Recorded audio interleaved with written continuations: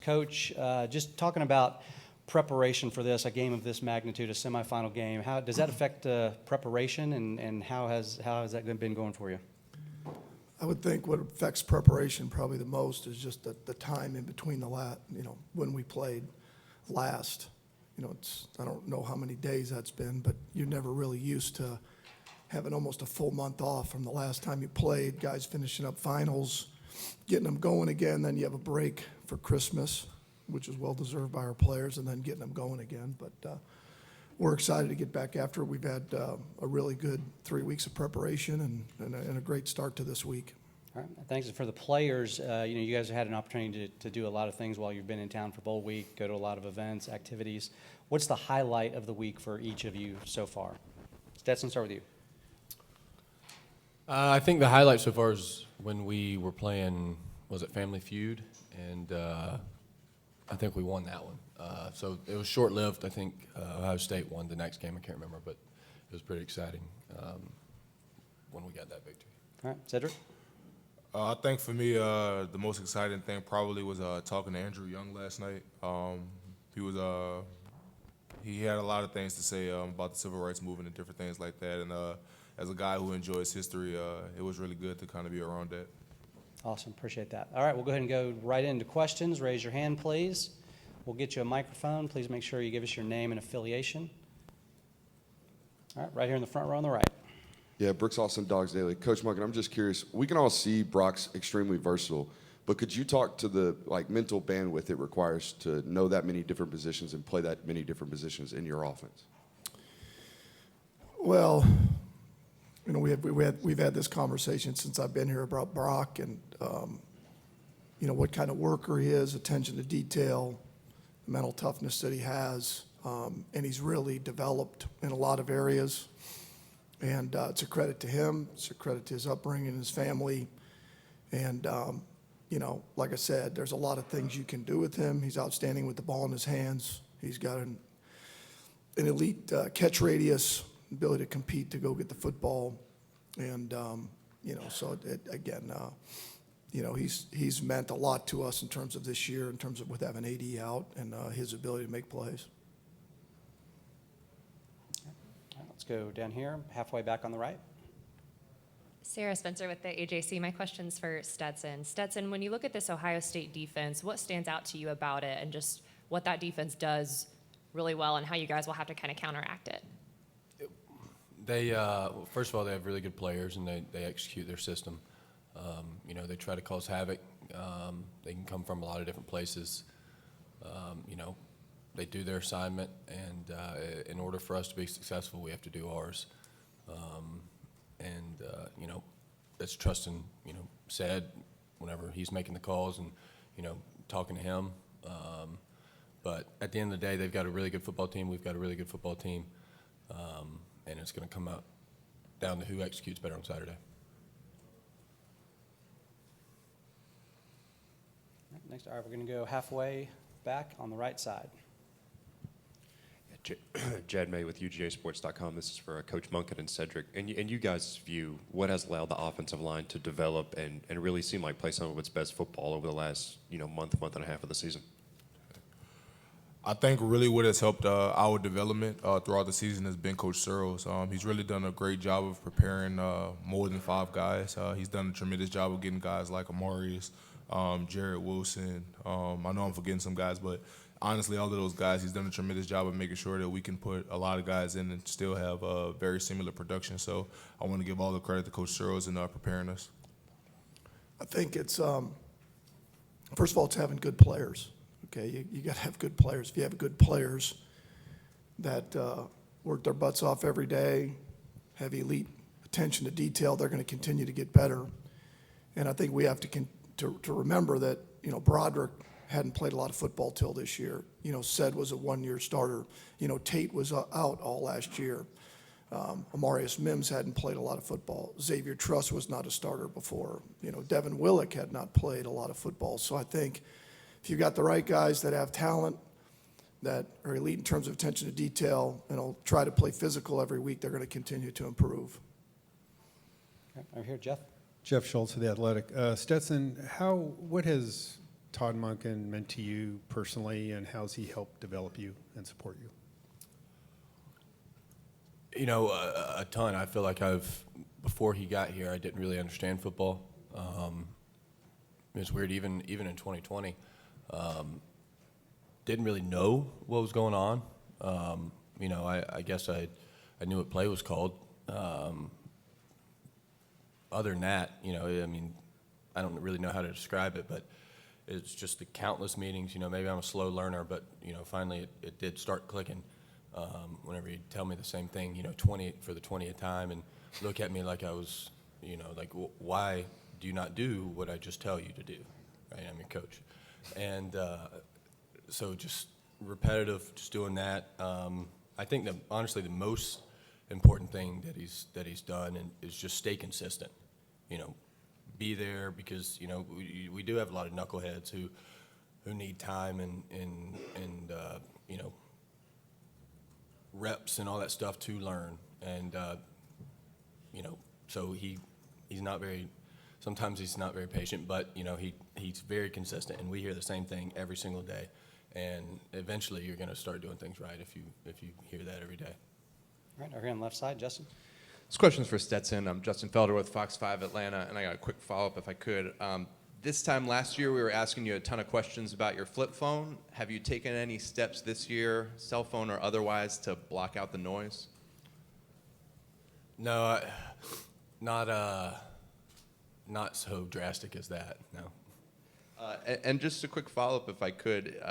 You know, Coach Smart's talked about it before, your desire to prove people wrong, right, and the chip on your shoulder. Does that stay there even with a Heisman invite and a national championship ring and an SEC championship? And if so, how do you keep that as a motivating factor for you? I mean, it's never been a chip on my shoulder or you know, prove people wrong. It's hard to describe, but I don't think of it that way, right? Because I don't know, but I just want to be the best I can be, and if I'm not, then I start to, you know, be like, I don't know, I don't like it.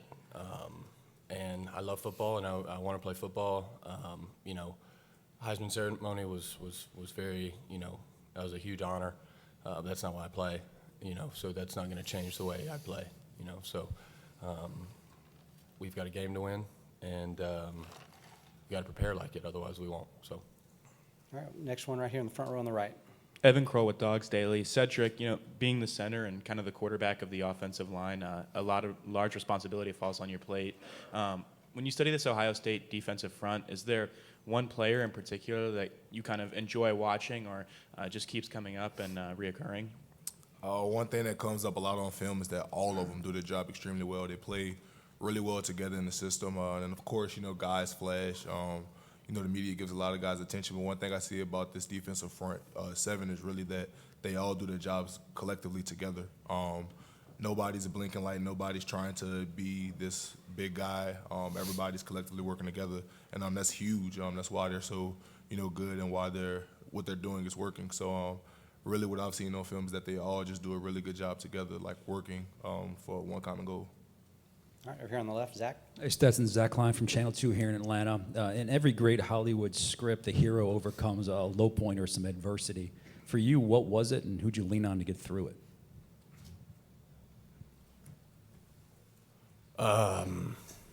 Just in my life? Your journey into Georgia football. You know, I mean, that's, you know, there was a lot of up and downs, you know, when I wasn't playing, and then when I was playing, I didn't play well enough, and then I wasn't playing again, and, you know, all those things. You know, as far as leaned on, I didn't really, you know, I talked to people who made me feel good, but then at the end of the day, I realized that, you know, yeah, this makes me feel good, but if I want something to change, then I got to stop leaning on anybody. I got to go do something to change it. And so, you know, I think that's what happened at the end of the day. All right, over here, Doug. Doug Robertson, the Atlanta Journal-Constitution. The Ohio State players who were in here before y'all were asked what advantages they think they might have against the offense. And they said, we have advantages across the board. And I wanted to see if y'all wanted to respond to that. Well, I mean, they should have confidence. They have a good football team.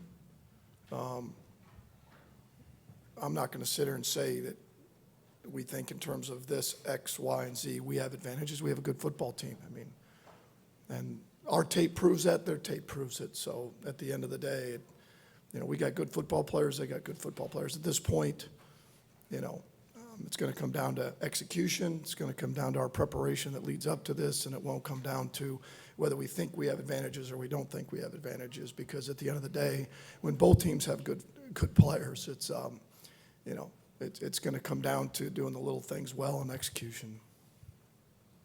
All right. Stetson, do you see any advantages that they have? That Ohio State has? Yeah. Yeah, certainly. I don't really want to get into the particulars right now, but obviously they were undefeated until the last game of the season. It's hard to do that, and we were too last year until we lost to Alabama, and then we ended up winning it all. So we certainly are not taking Ohio State lightly. They've got, like they said, they've got advantages all over the board, and so we're gonna have to go play football. Yeah. Cedric? I think the biggest thing I would like to just focus on is that, like Coach Monken said, we both have good players on each side, and it really is going to come down to execution. I really have a lot of respect for Ohio State, the program, and everything that they stand for, but I also have a lot of pride in Georgia football. So we just really look forward to continuing to prepare and just go out there and competing. All right, very good. We'll go right here on the right. Yeah, Brooks Austin, Dogs Daily. It's a question for both Stet and Cedric. I'm just curious, a unique relationship between quarterback and center. Maybe speak about how one has lessened the burden or maybe the workload on Saturdays between the other and how the relationship has developed.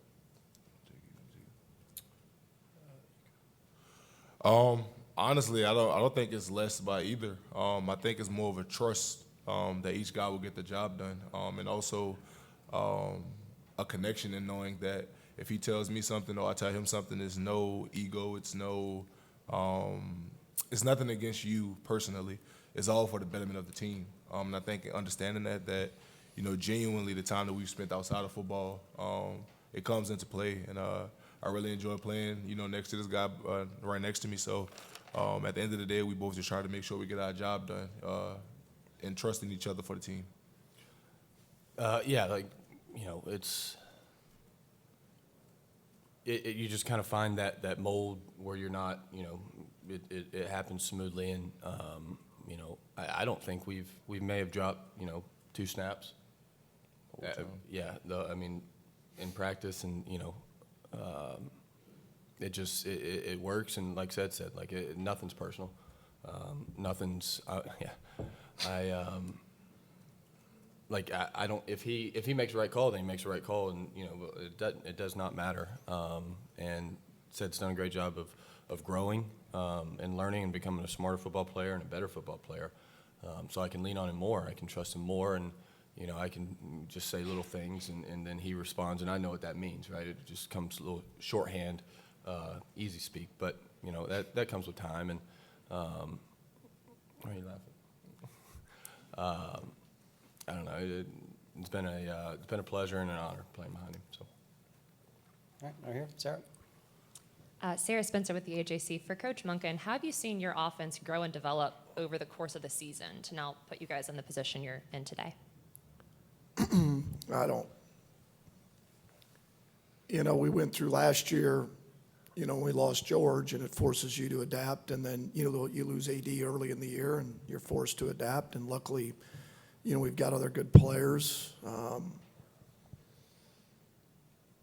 Probably the most constant we've had is these 2 guys right here, because the epicenter of what you do is your center and your quarterback. They make it go. They're the ones that communicate up front. So those 2 guys have been the reason we've been where we're at, along with everybody else, and the continued improvement of the O-line, the consistency there. But it's hard for me to pinpoint because in my mind, averages just make you feel good, at the end of the year. What's going to matter most Saturday is that we score, we don't turn it over. It won't matter what we've done really up till this point other than, our execution, how we practice this week, and be able to put it on the field Saturday night. All right, next, all the way in the back on the right. Dean Legge from Dog Post. Todd, when y'all, for lack of a better term, benched Stetson after the Jacksonville game a couple of years ago, what was his sort of journey like that you saw in that almost 10 months before he really took back over?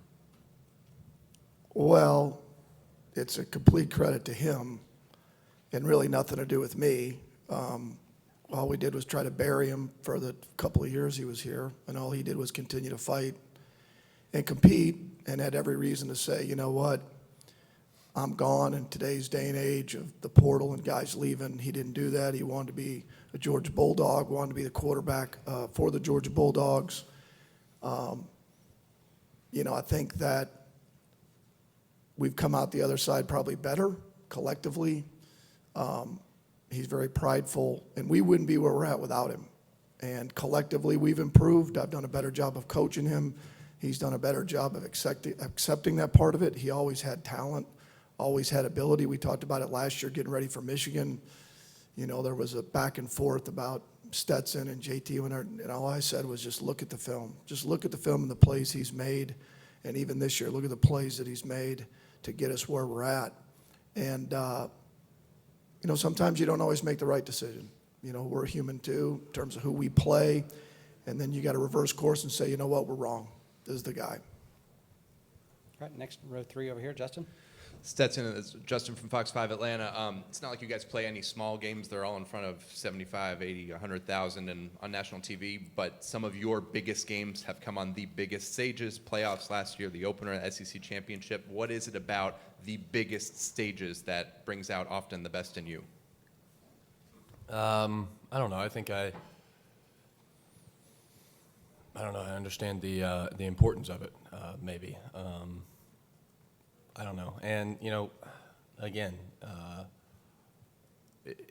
if there's no choice, it's easy, right? I mean, if you don't give yourself another choice than to play well or win, then you don't have another option, and you don't waste any time looking for that option. You spend all your time looking to win. So that's kind of how I think about it. All right, over here, Charles. Todd, Charles Odom, Associated Press. To follow up again on Stetson, he's often self-critical, but when he says that when he started with you that he was a guy who didn't understand football, what would you say about that, and where would you say he's made the most growth? Well, I think he's overplaying that way too much because I'm sitting here. The reality is Stetson is a very, very football smart player. I guess maybe I had to win too many but Stetson's a very smart player. He loves football. I mean, he sits in there, studies it, will be in there late. He wants to know everything about what we're doing, how to do it better. He's one of the rare guys at this level that you can be quarterback controlled, and he can run it. He can get us in and out of plays. He can see it. Has a fantastic football mind. So to say that, like I said, that's unfair to himself. It's unfair to his preparation and what he's done. I do think there's a point in a player's progression where maybe, and this is a guess, we've never talked about that. Okay, Stetson comes in, he leaves, comes back. What vision does he have of himself? Sure, he'd love to be the starter at Georgia, but deep down, is he really thinking, like, okay, I'm going to be the starter at Georgia?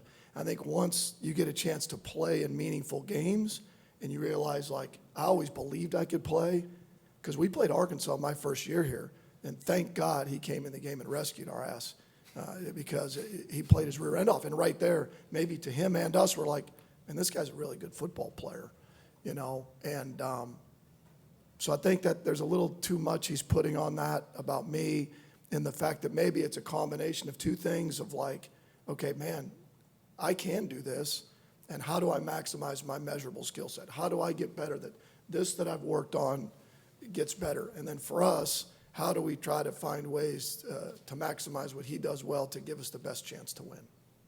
All right, right here, Zach. Hey, Todd, Zach from Channel 2 here in Atlanta. How is Michigan able to create so many explosive plays? And now is this where the chess match comes, where you think then Ohio State's defense will react this way, so we have to do this, et cetera? Oh, a couple of the couple of the plays at the end of the game came when they were trying to stop the run. So it's kind of hard. You know, the game was kind of in the point where they had to get a stop, and they got a couple of long runs. But early in the game, they went 0, and they missed a tackle on a hitch route. They were a second away from getting a sack, and they missed a tackle, and he went the distance. And then, you know, they had defenders run into each other one time on a wheel route. They caught him in a cloud coverage and hit across the field, you know, race route. So, you know, they were able to take advantage of, you know, I guess you'd call it sometimes a miscue by the defense or some play action. But again, you know, the game is really simple. I mean, it's really, you know, how do we be explosive? How do we not turn it over? How we good on third downs? Do we score touchdowns in the red zone? And do we not, you know, get lost yards plays that put you behind the chains? And they did those things. You know, they were able to be explosive. They didn't turn it over. They held Ohio State at times, so it gave them a chance to continue to plug ahead. So, like they're no different than any other team you play. Is if you're not able to be explosive, you're going to have a hard time scoring. It just worked out in that game that Michigan hit some plays that gave them a chance to be explosive. And that's in games we've had success against, unless we've been significantly better. If you don't find ways to be explosive, you're going to have a hard time scoring points. All right, halfway back on the right over here. Todd Cameron with The Athletic. Ohio State has a lot of depth up front at the defensive line. They have a lot of talent on the edge. Just what do you see from their edge rushers on film that stands out? Well, they're long and rangy. And you know, I think the one thing, they're twitchy inside. I know you're talking about their outside guys. They create issues with their looks. So you have to be careful to not chase ghosts, but you have to be prepared because they're not afraid to pressure you. As these guys said earlier, from the field, from the boundary, different players pressuring you, so you have to be dialed into what looks they're giving you, but definitely their edge guys can create issues. Again, like any team that we've played in the past that have had really good players up front, the best way to be able to negate that is to be able to run the football, be able to get the ball out of your hands, be able to protect, chip when you can. And if we're able to do that and not be in long yardage situations or get behind, then it doesn't eliminate really good players, but it limits their ability to affect the game. That happened last year against Michigan. We got ahead early. We were able to run the football. We got it out of our hands. Against LSU with their edge guys, you know, that's the key to it. Otherwise, those guys can really disrupt the game. All right, next question right here in the front on the right. Coach Monken, a lot has been made of these Georgia practices over the past few years, but the bottom line is that there's a work ethic and player empowerment that is kind of unrivaled across the college football landscape. In a week like this where emotions can be heightened, what sense of comfort do you take as a coaching staff knowing that these players are going to come out and be accountable for each other in that practice setting? Well, I think the biggest comfort you take is watching your guys work. You know, we can only go by what we see. You know, you recruit good players, you have a structure and a system, and then you go to work. And like I tell the offensive staff, you know, I can't call plays that I don't see during the week work.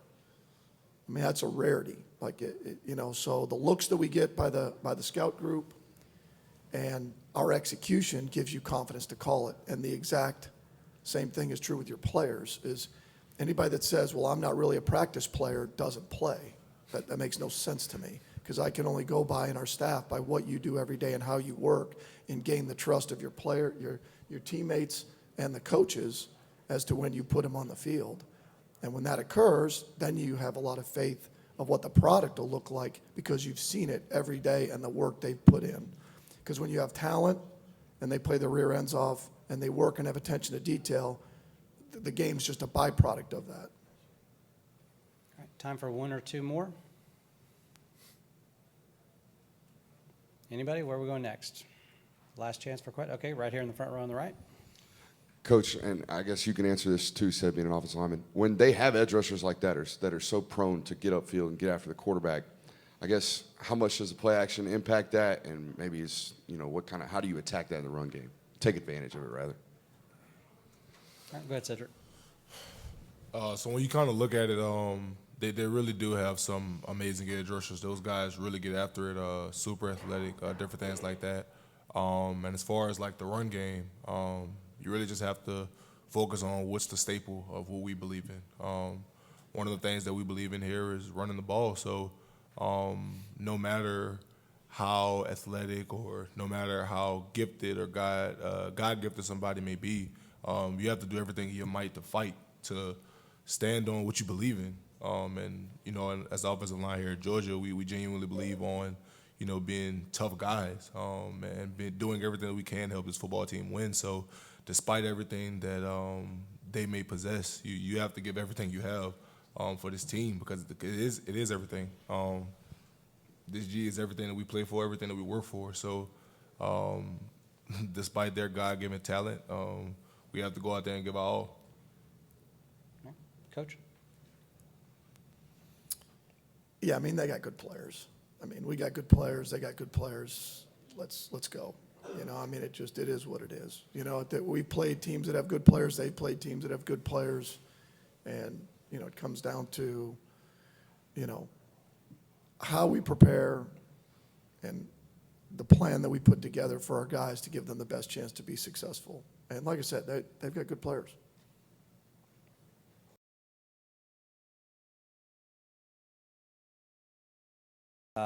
Just a quick opening statement from you guys. We're asking all the players, obviously you guys have gotten to do a lot of fun activities and different events throughout the week. For each one of you, what's been the highlight of the week for you, the thing that you'll really take home that you're going to remember? I would say Family Feud, just because I'm so competitive. Family Feud. I grew up watching Family Feud. I always wanted to be on the show, so it was a good experience, just to be there. Yep. All right, Brock, what about you? I'd say just hanging out in the hospitality suite at the hotel. I mean, just playing ping pong, playing pool, and just hanging out with everyone. I've been beating them every time in pool, by the way. That's a lot. I'd say Family Feud as well. Just seeing those guys react as the game went on, and Georgia ended up winning that. It was just a fun moment, a moment that I remember, because I had the camera out, walking around and putting the camera in front of my guy's face and stuff like that. So I'm definitely gonna remember that moment, just seeing them smile and being able to enjoy themselves. So. Yeah, you guys were into it. That was a fun event. Okay, great. We'll go ahead and jump into questions. Raise your hand. We'll get a microphone to you. All right, my rock solid star right here, front and right. Yeah, Broderick, a lot of really talented edge rushers. We've already talked about it a lot in here. How have you gone about studying them? What do they bring to the table? And I guess, is there any difference between 9, I think it's 44, and 32? I really don't try and just single out one specific player at a time. I would rather just watch the whole scheme of the game just because of, they switch so many people out every time. So I just try and look at the scheme and how they will play if certain people were in. I just don't try and single out, 44 or 9, even though they're great pass rushers. They'll be a big challenge for us. But I believe at the end of the day, it's really about the defense as a whole and the way we play, and not just the specific 2 players. Next question. All right, over here, third row on the left.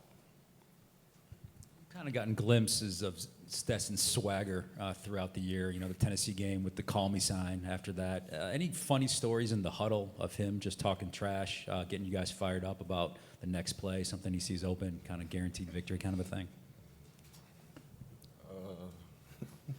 Let me think about that real quick. You said funny moments of Stetson in the huddle? I can remember, let me think. I can remember we playing in the cold game. I think this was Kentucky, it just being so cold out there. And he, being a quarterback, you got to be able to call plays. And, looking at the wristband, he's shivering because, and, he, said a word wrong. And we all knew what he was meaning because we looking at it too as well. But, just being able to, being cold out there, shivering and stuff like that, it sounded funny. And, we laughed about it, but we also knew that it's time to go out there and play. So. All right, Brock, what about you? Funny Stetson stories.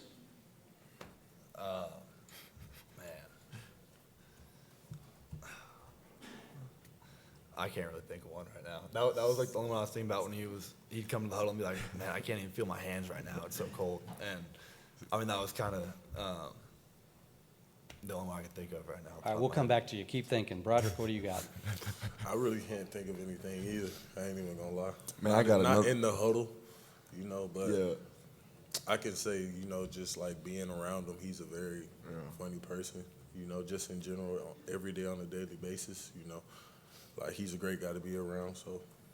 All right, we heard in the last session about his flip phone. What's going on with that? You said flip phone? Yeah. What's up See with, what what's I'm up with the saying? flip See, phone? In the huddle, it's more serious. You can't say the huddle because we playing the game. We focus and stuff like that. But just being around him as day to day, he's hilarious. The flip phone he got, we all question about it because he got an iPhone as well too. Still don't know why he got it. We don't know why he got the flip phone or where this came about, but he just walks around with a flip phone. Or he's like our swagger. I say he'll go and throw on a Louis Vuitton duffel bag or anything like that just to look like. I don't know, because he don't wear things like that. He's not into things like that. So when he do it, it's just, funny and a funny moment. And the team loves it and laugh about it. So he just, he's a character. Yeah, definitely. All right, back to football. Justin, get us on track, buddy.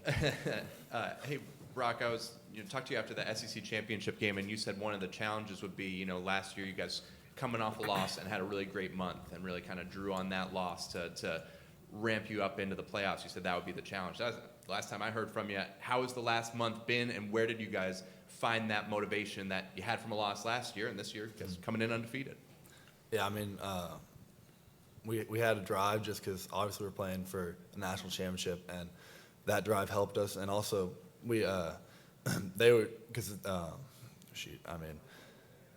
I feel like there wasn't really a dip in our performance at practice or anything, and we've just been working all month. So I feel good about our preparation and everything. Yeah, Brock, Brooks Austin with Dogs Daily. I'm just curious. We all know you're extremely versatile as a tight end at H. You play a little bit of running back as well. I guess, what does it require mentally to retain all the information that it requires to play that many different positions, and how long did it take for you to really absorb the full depth of the offense? Yeah, I think last year, like every single week they were putting in new plays, and that would kind of mess with my head a little bit. But and I was still scrambling last year, but this year I felt more like focused and just able to retain all that information, and it definitely helped being here for another year. And you eventually kind of like learn everything that's going on during the play just by doing it every time and just seeing other people do it. So that helped. All right, right over here, halfway on the right. Yeah, Jed May with UGAsports.com. Project, I'll ask you the same question I asked Cedric. In your opinion, Can you speak up? yeah, what has allowed the offensive line to really develop and get better over the course of the year, I guess specifically over the last month or so? You said what develops us? What has helped the offensive line develop and keep getting better throughout the course of the season? Just being able to go against the talent that Georgia has on the defensive side every day in practice, that pushes us every day. It helps us get better, helps us grow, just upholding the standard on the O-line, just being able to play as a unit and not as individuals. We really look at that more so of just, trying to play, like thinking about something else. We really want to be a unit and play for one. So I believe that's what it is. Next question. All right, back over here to Justin. Just for any of you guys who want to jump in, go back to Stetson real quick. He's obviously got great numbers throughout his starting career, but in big games, it's been pretty crazy. The playoffs last year, at LSU this year, he's got 800 passing yards, 9 touchdowns, no picks. What have you guys seen from him in those biggest of big stage moments? All right. Kenny, let's start with you. I just say how comfortable he is. Like he said, he done played in a lot of big time games, and he done seen it already. So just how comfortable he is to go out there and change the play call when we in the one, or get us out of different looks or protections or anything like that. It just helps this team a lot. It just shows how smart and how much of a leader he is, and how much he means to this team to be able to do things like that and help us be successful. So. All right, Brock. I'd say just his confidence going into it, and the focus and the preparation and everything leading up to the game is just helps him a lot during the game. And he just comes out and performs on the big stages. So that's really good for our team. So. Yeah, I will piggyback on what he said. Just like the confidence he brings within himself. You know, like he's very confident about his game, very confident about the game plan, you know, and what Coach Monken has, you know, implemented, you know, just being able to showcase what he can do, being at the size he is, you know, just being that way on and off the field, like him, his calmness throughout the storm, you know, he never lacks. So I could just say that. Zach? Hey, for all you guys, it's not often you get to spend some quality time with a living legend. Just curious your takeaways last night with Andrew Young at the Ebenezer Baptist Church. He said Andrew Young. That's the coach.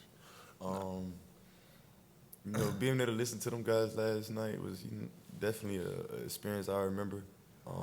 Those guys done been through a lot, and for us to be where we at now, to say we can play with a different gender. Now these time, well, this, you know, year go around now. So being able to see things change and be able to be on a team with another race, shouldn't be able to, you know, control the relationships we have, anything, or outcome in the world and stuff like that. So they went through a lot, and I took a lot from them because I'm in the position they was at, like what they was talking about in college. So being in college, playing with my brothers, I call them my brothers, you know, I just look at it as a blessing to be able to be here and where I'm at now, because back in the day it wasn't like this. So, Brock, how about you? Yeah, I mean, it was awesome just to hear his experiences, and like he's been through a lot, and just to, still be that sharp at 90 years old. I mean, it was pretty amazing to see him up there and talking and interacting with everyone. So, yeah, it was definitely awesome to hear him talk about his life experiences, and yeah. Yeah, I could say the same. You know, just him being 90 is crazy. I would say that, and you know, just him telling us stories. He told one story about Herschel Walker and how he had met Herschel Walker, and you know how he asked him how he could beat like someone in a race. I can't remember who it was. His sister, yeah.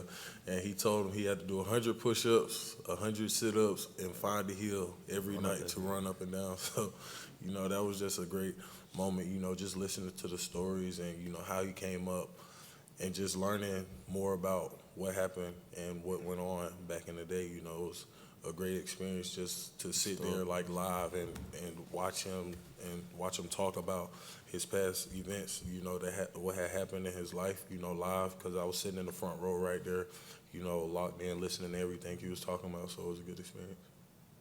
All right, over here, back on the right side.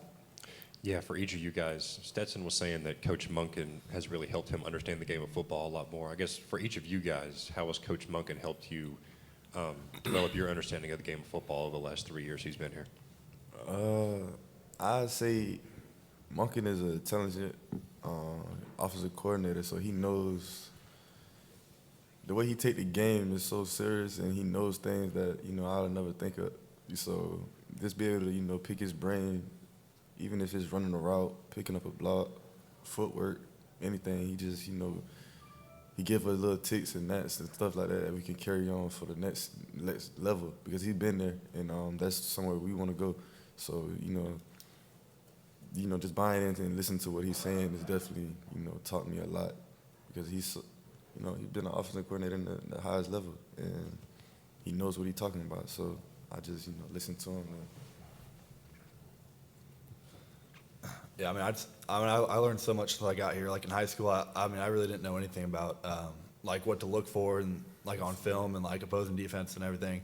And then when I got here, he taught me so much about how to know if someone's coming on like on a blitz or what coverage they're going to, like pre-snap reads and everything like that. And I mean, just having the knowledge he has and being able to share it with us, it's just, I mean, we got to listen to him just because he knows so much, and it definitely helps me a lot.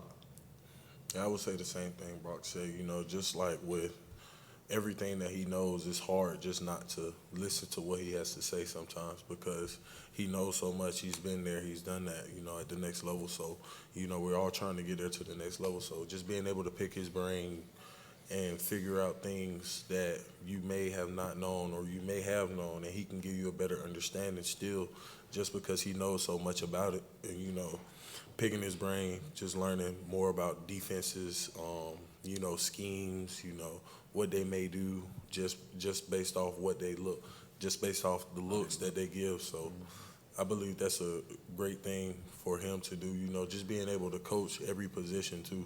Like, he doesn't just single out one position like quarterbacks. He watches the wide receivers, he watches the tight ends, he watches the O-line, you know, like, and it's just great just being able to get that coaching.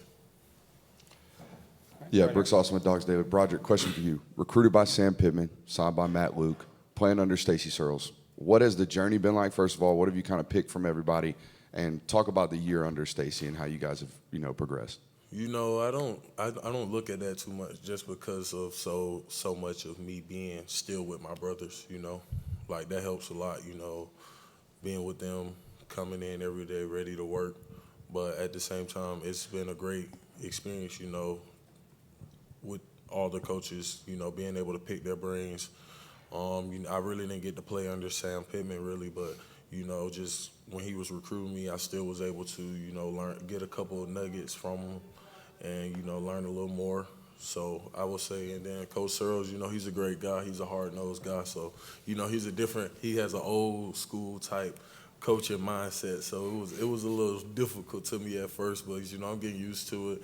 And, you know, we have a great relationship. We may goof around a little bit, but at the end of the day, we get the job done. So. Right here. Hey guys, Maria Martin, 11 Alive here in Atlanta. This is for all three of you. Obviously, the last time you played was the SEC championship game earlier this month. That's a long time to not play a game from then until now. I'm curious what each of you have done personally to stay locked in and prepared, and how antsy are you just to play this game? Now I'm real antsy. I ain't even gonna lie, I'm ready to play. Just because I don't like sitting around waiting. I'm an impatient guy, you know. I'm ready to get to the point. So, you know, just being up here in Atlanta, you know, I'm from Atlanta, it helps a little bit, you know, keeping me locked in with my team, my brothers, you know. Them, we may goof around a little bit in the hospitality room, beating them in pool. Look at him. I'll be beating him in pool. He can't beat me. But, you know, just being able to, you know, have fun with my brothers, you know, it keeps us, you know, a little bit motivated and, you know, ready for the big day when it comes. So. Yeah, I mean, I'm antsy too, ready to play. It's hard to wait a month, and I think like our coaches did a good job on, I guess, keeping us locked in, and I mean, just doing as much stuff as we can in order to be ready to play. So I think that helped us a lot, staying focused. Definitely, I'd say our coaches definitely kept us locked in. You know, they want us to win 24 hours, so each and every day we doing something that help this team to get to where we want to go. I'd say even when we had a little break home, guys still, we wrote down things that we wanted to do that helped this team before we left. And I can just tell you what I wrote. I wrote that I was going to watch film and catch 100 balls a day. So just being able to do those little things, and like the guys said, I'm ready to play too. It's not hard. It's hard to wait a month. So just doing little things like that, you know, get back in football mode slowly but surely. I'll say that definitely helped us to keep us focused and dialed in for this game. Zach? Broderick, do you ever get jealous that Jalen gets to come in and play offense and look cool, and you guys always do the dirty work and you never get to sack guys, hold up number one fingers, anything like that? No, man, I don't get jealous, you know. I just, you know, I come in ready to do whatever I have to do for the team, just like him, you know. Him being a bigger body and, you know, being so dominant, having him behind me, it makes my job easier a little bit, I ain't even gonna lie, just because he can come through them all people and make a hole. Like, all the running back got to do is follow him, and it's a touchdown. You know, like, just because he's so big, you know, you can ask him, but, you know, just having him behind me, it's like, it gives me a little bit of extra confidence that being so close and so, like, just me and him, like, having the relationship we have, it's so goofy, but at the end of the day, you know, I'm always proud of what he has done and what he has accomplished, you know, as a man. So, you know, I just look at that as that. All right, time for a few more. We'll go back here at the front. Broderick, another one for you. Turned into a really counter-heavy football team this year. You as a tremendous athlete at the left tackle position, what does that play allow you to do? And you seem to enjoy it when I watch you on film. You seem to enjoy that particular play. Talk about it. Yeah, I do like counter. He like running behind me too. I mess with the running backs and quarterbacks all the time. Be like, y'all like pulling behind me just because I'm so athletic and I can do it so well. I really do like pulling and just showing my athleticism, just getting out in the open field and just running a lot because at the end of the day it's a great scheme too as well, just because you never know what we can do. We can go outside to the edge, we can get to the edge, we can go inside. You never just know where it could hit. So just being able to, follow the running back to follow me, I think they like that very well. So. Definitely. I say definitely love running behind him and plays like that because he gonna get out and run. And when I say run, he gonna run past the safety, and we gotta catch him, so we can, get behind his block. But nah, just seeing it in practice, man. I remember I first seen it just on film. Kirby watching it, we watching it in the team meeting room. I just seen him running down the field. It's just like I said, a gazelle just floating down the field, like moving to him, hitting like 19s or something like that. You never see Olame doing that. It's just crazy how athletic he is. And, that brings out a lot for the running game. So, All right, time for one more. Who wants the last question? All right, if I don't see any hands, I'm going back to the rock over here. You want one? Okay. Brock, while you and Darnell Washington both play tight end, it's kind of a different spot with him being in line and then you going out in the slot sometimes, taking H-back duties. So can you talk about that relationship and how, doing different things for each other can open each other up? Yeah, I feel like we're kind of two different players, just size-wise and skill set. And I think having him with me, just running the ball or in the passing game, they both help. And I feel like he's such a versatile player too, just being able to maul people in the run game and get out there and beat people one-on-one and catch it over people in the passing game too. It's just like his size and ability is just insane. And it definitely helps my confidence out a little bit out there, but it also just opens everyone else up too. All right, you going to bring us home? No, man, I'm good. You're tapped out? Are you sure? I'm good, man. We're good. All right, last chance. Oh, here we go. Yeah, the closer. Here we go. So earlier, the Ohio State defensive side was in here, and they said they saw some advantages everywhere on the field. Do you guys see some advantages that they have, and what advantages may you have on your side of the ball? I'd say the advantage we got is just, how connected we is as a team to go out there and play. We don't have some tough wins this year, which makes us different from standout from last year's team. We had to pull out our, composure during some games we had to play. This team fought back. I believe it was down two touchdowns or something like that, and fought back and won. Just this team shows so much connection and resiliency. Just go out there and week by week practicing how we practice and going out there on Saturdays to execute and buying into the game plan and going out there and doing what we do. So I say that's our advantage, how connected this team is and the composure we have. Brock, what about you? I'd say that our connection as a team just helps us a lot, and being, like Kenny said, being in those close games helps us as well. We didn't really have that last year, and I feel like that just made us that much better and closer as a team. And at this point, everyone in their defense is going to be juiced to play, and everyone's great players. So because you have to be to get to this point. So I'm just excited to see what happens out there on Saturday. All right, Broderick, bring yours home. I just believe Bloody Tuesday gives us an advantage. I ain't even gonna lie. Bloody Tuesday. You just got to come in with this different type of mindset, just ready to maul somebody in practice. Even though he's your brother, between those lines, nobody's friend. So, you just got to do what you can, to make it out alive. So, you just got to be prepared and be ready, and us going against each other, trying to kill each other out there on Bloody Tuesday, I think it makes the games easier for us. So.